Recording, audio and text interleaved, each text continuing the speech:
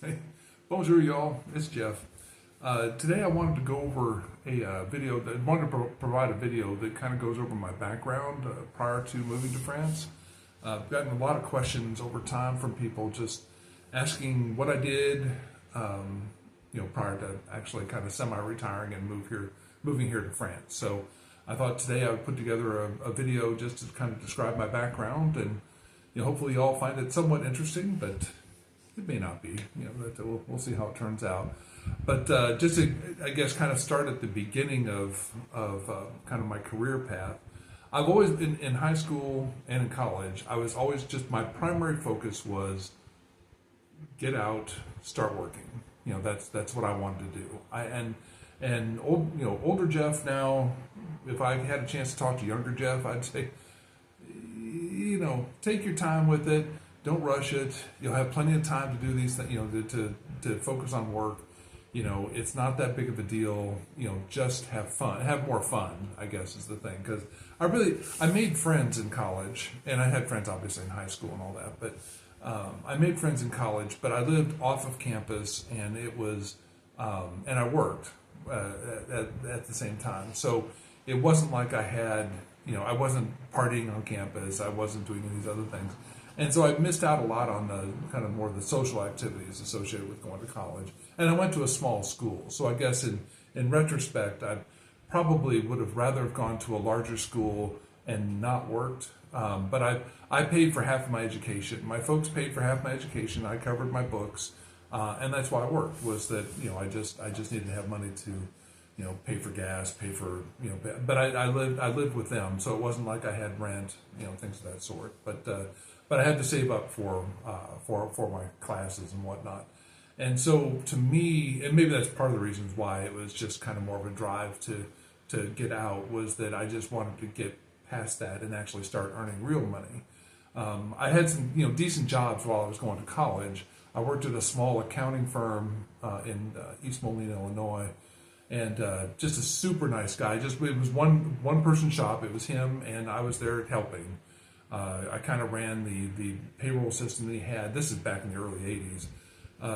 This huge computer that was sitting in a room and had to be air conditioned, which is, I'm like, I'm okay with that. And in any case, I would help him out with that. And then I would also drive out to the bars and some other of the clients he had and pick up the boxes of receipts that people would have. I mean, this was 100 years ago. And, and then I'd go in and put those in journals and get them set up for him to review and audit and all that sort of thing. So, and then I would run the payrolls for him. But the job was great in that he would let me come in when I had available time. So if I wasn't in, if I was obviously, if I needed to be in class, or if I had a lab or something like that, that was perfectly fine. I could come in after hours. I could do whatever, just as long as I could get the payrolls run and all that sort of thing. So that was a great job for while I was going through college. And then I worked at the Rock Island Arsenal in the logistics engineering department, and just helping them get set up with their first relational database set up. I mean, the amount of paper just in that facility was just eye-opening to me. And what they were trying to do was get away from having everything in file cabinets, and that when they get questions from anywhere around the world from people that are in the government, they would ask for a part or whatever for this tank or for this system or for this computer or whatever it was, type thing. And all of them were paper, and they were in hundreds and hundreds and hundreds of file cabinets.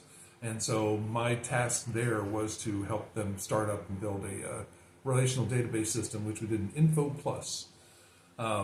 But this is, like I said, this is back in the early 80s, like 82, 83.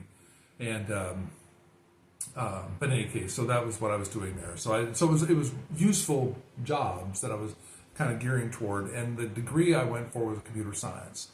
At the time, I was just more focused on what can I get that pays well and gets me out of where I was living, out of Illinois, essentially. So I wanted to live somewhere where it was nicer weather.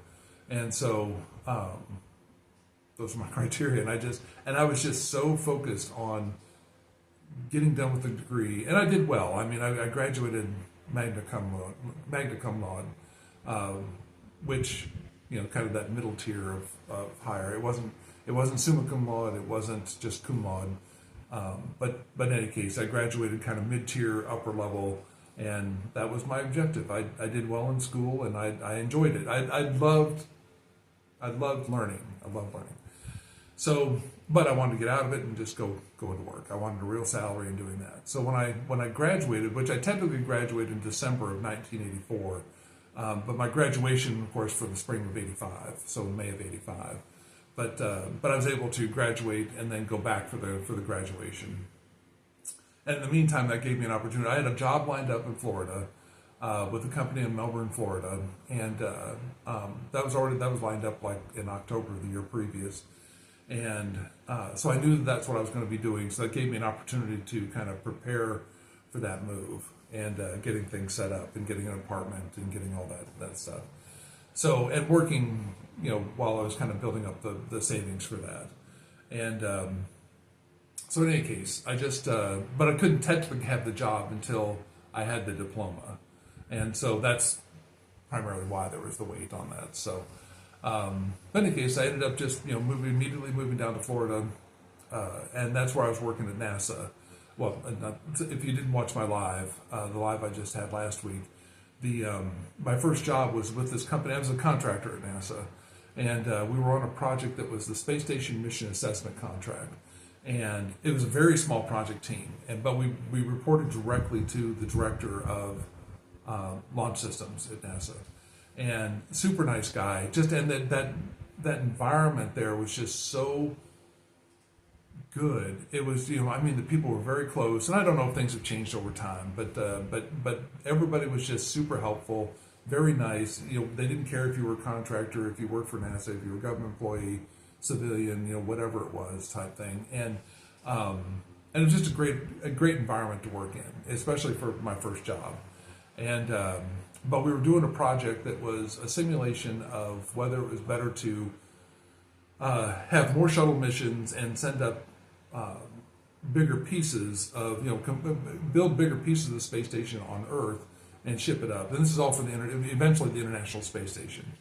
But, or if it was better to have fewer shuttle missions and send up more smaller parts and build it primarily in space. And so that was the project I was working on until, oh, we got Freya, until the Challenger incident. And then once that happened, all of the budgets and everything just kind of went away, and the space agency was really, really hurt by all that. So that ended that position. That project came to an end. So that was sad to see. It was a great first job. I'll say that for that. So then I ended up moving to with the same company. They were starting up an operation up in Washington D.C. I don't know why it's drawn a blank on it. In Washington D.C. And so I agreed to move up to Washington D.C. to work on the project for a year, and then just test it out and see if it worked. If I like the area, if I like the work, if I like the area, and all that sort of thing, and with the idea that it would be. I could move back to Florida if it turned out that didn't pan out. And, it didn't pan out, and only in that I don't know why that just adjusted, in that I didn't particularly care for DC. I mean, it just wasn't my vibe.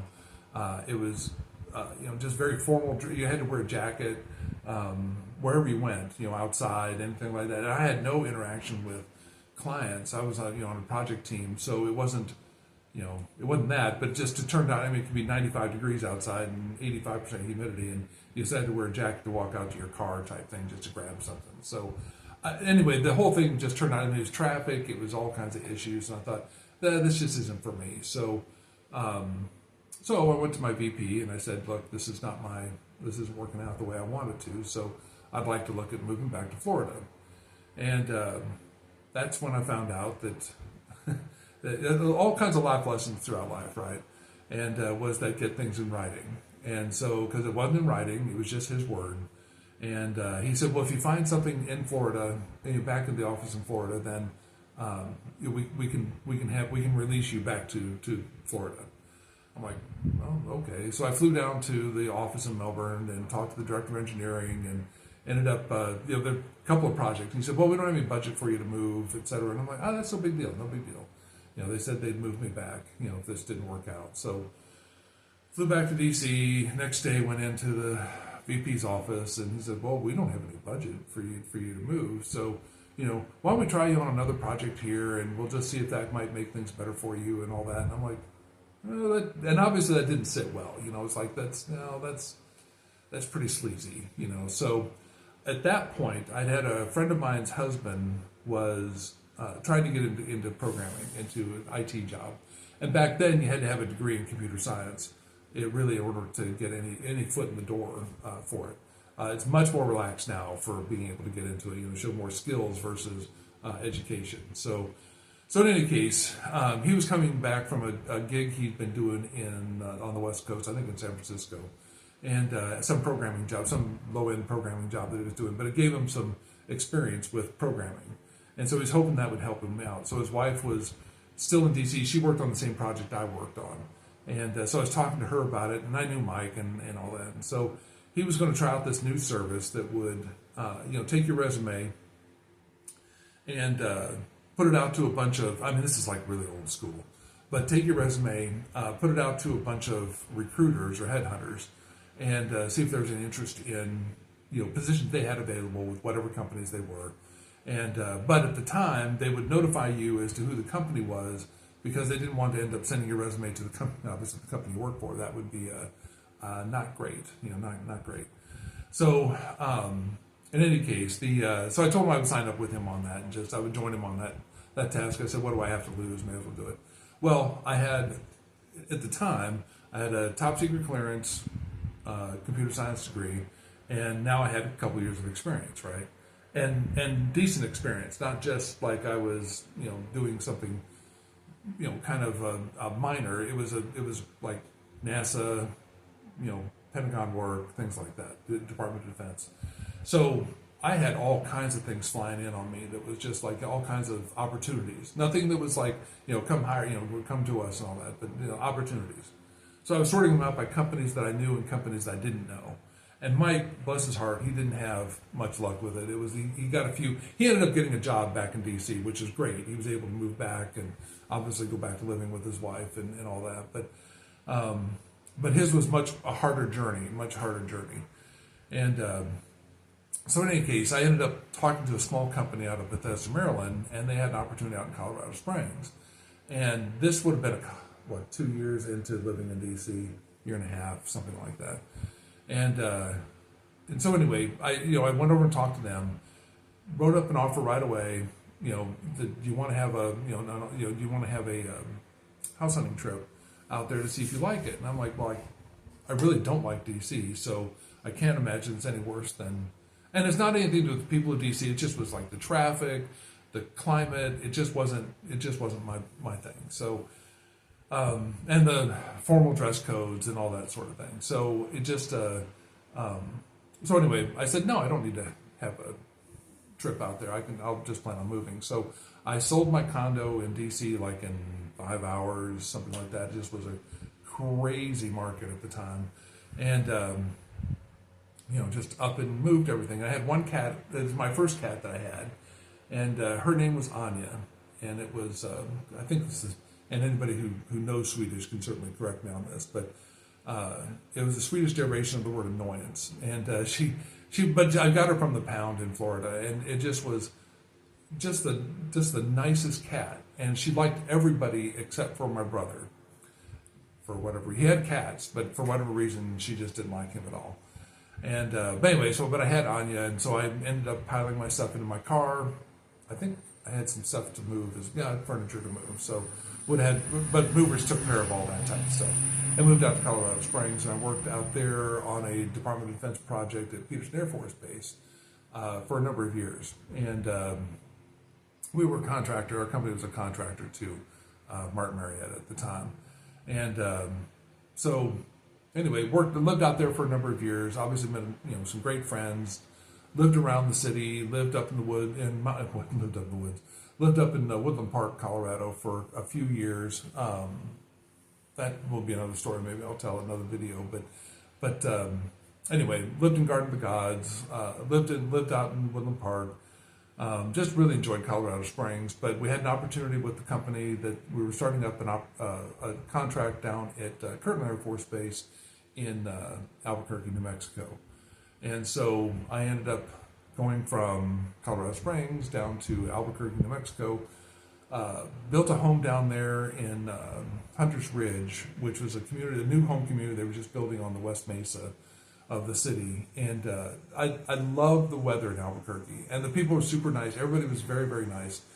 But it was so, I guess, dull. The thing was that I worked a lot. I was always a workaholic. It was never, it was never like, oh, look, it's 5 o'clock. I got to go. It was, I want to finish this, and then I'll get to it later. I'll get to the other things, and then overnight just thinking about work and doing this, and it was unhealthy. I mean, it was very unhealthy, and I would never recommend anybody go through that sort of thing. And I know there's a lot of people who do now with the way things are with some of these high tech companies where they're just kind of driving you into the ground, and I've just never recommended enough that people need to have a good work-life balance. It's just, that's far more important. When you go to your grave, you're not going to be wishing that you had, more time at the office. So in any case, I ended up down in Albuquerque for a couple of years, and then my dad started to have some health issues. He was diagnosed with Parkinson's, he needed to have heart surgery, things like that. So, and they still live in Illinois, northwestern Illinois. So I ended up leaving Department of Defense work and moving to Chicago, and I found a job in commercial work there, and moved to Chicago. This would now be in the early 90s, mid-90s, maybe mid-90s, and mid-90s,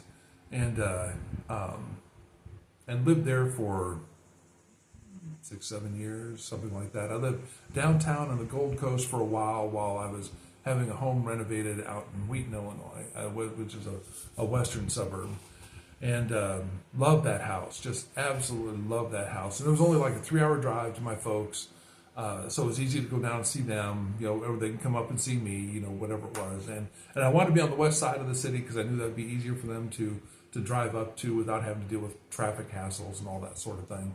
And I ended up finding a neurologist in Chicago at, I believe it was Northwestern University Hospital. I believe that's where it was, but it was Dr. Mellon. And he was apparently renowned for his work within Parkinson's. And so I'd set up things for my dad to meet up with him and get appointments with him. And so they would drive up, and I would drive them into the city, and I worked in the city. So every day I would be going in and out of Chicago. And at 9/11, I was actually at the Sears Tower. My office was in the Sears Tower, and I remember that day that, and just kind of a side note with that, on that date I was late getting in the office, which wasn't that big of a deal, but I just, because they knew I worked a lot, so it just wasn't that big. But I just was mad at myself and traffic was bad coming in, and so I ended up kind of instead of going on the highway, I would go through like Oak Park and just trying to cut through some of the suburbs to get into the downtown area. Got into the parking garage across the street from the Sears Tower. That's where I had my monthly pass, and got in there. And to get to my floor, I believe, well, maybe it was one elevator. It might have been 2 elevators to get to it. And they had the little TV screen up in the corner type thing, and I'm sure it was showing things about what was happening, but I wasn't paying any attention to it because I was just angry at myself for running late. And so I remember getting into the office, and I had just sat down at my desk and was starting to get things lined up, and the director comes in and just kind of sticks his head in the door and says, "Jeff, hey, we're probably going to be evacuating the building. Just as a heads up, you might want to let any of your team members know, and and this is what's going to happen." I'm like, oh, God dang it. I just got in. So it's like, okay, we'll talk to people and get this line. And then they came around and announced it was going to be this, they're letting people out. And it was the entire building was being evacuated. Had no idea about that. Still had no idea why, type thing. So anyway, on the way down, that's when I found out that what the reason was for why they were getting out of the skyscraper.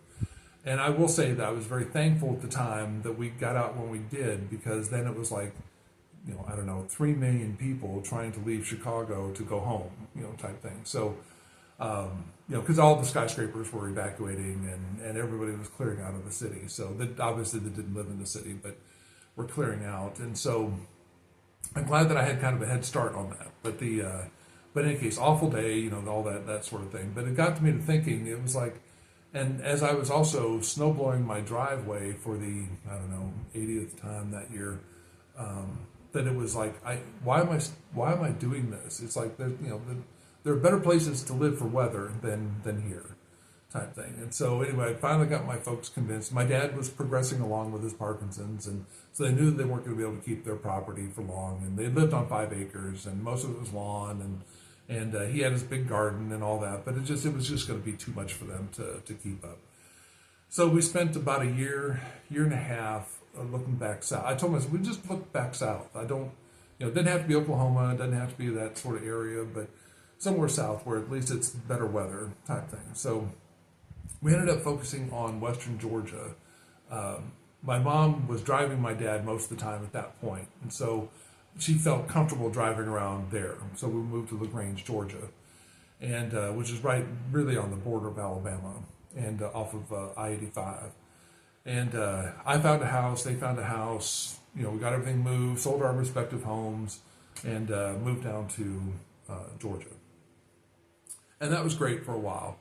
For a few years. I got Dad lined up with Emory University, and because I knew that's where Michael J. Fox had his surgery for the deep brain stimulation that he had put in. And so we got lined up with that program at Emory, and I keep forgetting to look. Sorry, if I'm looking off to the side, I keep looking at the camera and not at the screen, not at the camera itself. So but in any case, so ended up getting into that program, and so for 2.5 years, I think I was driving him up 3 times a week to Emory, and then ended up working full time, and then also working full time for a company that I was working for in Chicago, and then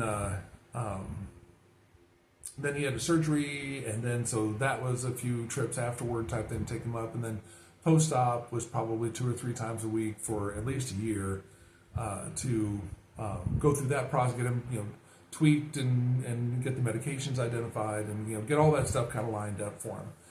And but by that point, I was recruited by a recruiter reached out to me and had said if I'd be interested in moving to the West Coast, but he wouldn't give me any information on it. It just was like a West Coast opportunity, and I'm like, well, I'm not real big on the West Coast just because it's, the earthquakes and things of that sort. Well, there was an earthquake in northern Alabama like 2 weeks later, and, it's like, okay, well, I guess I'm not away from them. So, okay, sure. And so he finally told me it was with Alaska Airlines, and they were very interested in hiring me for my PeopleSoft skills. But by then, I've been learning different programs and mostly program management type activities I was doing, but in any case, they were interested in that skill set, and so I flew up to Seattle to meet with them. Super nice people, just really enjoy. I've always liked Alaska Airlines. I will always use them when I can.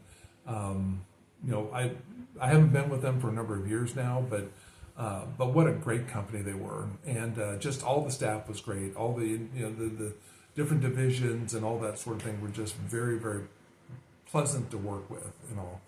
So in any case, moved to Seattle, tried to get my folks to move up to Seattle, and but every time they would come up, it was always rainy and cold and cool type thing. So they didn't particularly care for that, and so they never moved. And so when it got to be, I think 2008, and that was when the 2009, when the financial crisis was really kicked in, I still had my house in Georgia. I couldn't sell; it just wasn't selling.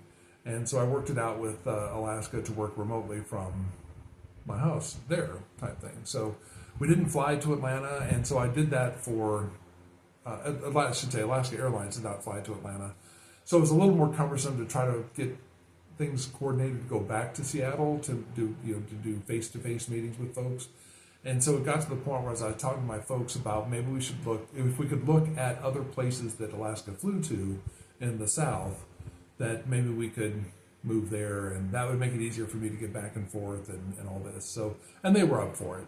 They were up for it. So we explored Texas, and at the time, Alaska flew to Dallas, Houston, and Austin. And so Mom didn't want to live in Houston because she was afraid of the hurricanes. I'm like, well, they don't just pop up on you, but okay, that's okay. And Dallas, since coming from Oklahoma, we kind of knew what the winters were like in Dallas, and it's like, I don't really want to deal with that. I mean, if there's a choice, I'd rather live in some place like Austin, having never been there before. So in any case, we bucked up and moved to Austin, found a place in Georgetown, Texas, and Sun City, Texas. I found a place in Georgetown, Texas, so I was close by their house. And we sold our respective homes in Georgia and made the move westward. And so, in any case, at this point, my dad, and I found another neurologist that was seemingly well noted for working in Parkinson's research. And so I got him connected with that program and with that doctor, and that really helped out a lot. I mean, he really gained a lot from working with this fella and how they tweaked his deep brain stimulation system and his medications and taught him some exercises, and they really worked with him on a lot of things. So he was getting better. Well, then it got to the point where he got a little too cocky with his ability to kind of walk, and so he didn't want to use his walker, he didn't want to use his wheelchair, so he just would kind of walk around their house, and then he fell several times, but he ended the final time he fell, broke his hip again, and eventually the infections took over, and then that was it for him. So anyway, he passed away, and then my mom lived for a few years after that. She didn't want to live by herself any longer after, I think, a year after he'd passed away, and so we ended up. I was a real estate broker at that point. I'd gotten out of IT. I left Alaska Airlines. I went into real estate, and by that point, when she was at the point where she was like, I don't want to live by myself any longer, I was a broker, and so I'd set up, it was just me and my company. I just didn't want to have to work for people. I wanted to do my own thing. And so in any case, found a place in Sun City, Texas that we could build, that both of us could live in. So I know it's, one person and his, 80-some-year-old mother. And but in any case, we found a place, built it. We both put in half for it, and she then said we sold her house, sold my house. Both homes would have been too small for the two of us to try to live in. At least for me, it would just been too close quarters type thing. So anyway, bought this other place, built it, moved into it. It was working out very, very nicely, but then she just started getting more chronic issues. She always had pain issues because she was a pretty stubborn woman, and strong as an ox, but stubborn woman that would always want to pick Dad up or help him with things, and just not have the people that we had hired to come in to help. So she ended up with a bunch of chronic pain issues that we spent years going to different doctors and therapies, and that just wasn't anything that was improving. And then she just eventually decided she was done with all the poking and prodding, and like the next day she passed away. So Miss Marilyn kind of went on her terms, and so that was that. So at that point, I was working with my best friend Richard, who is the guy that has moved here as well. He was a professional master property stager, and so he was the one that was staging all of my listings. And of course, he worked with a bunch of other realtors too. He would have starved if I was the only client that he had.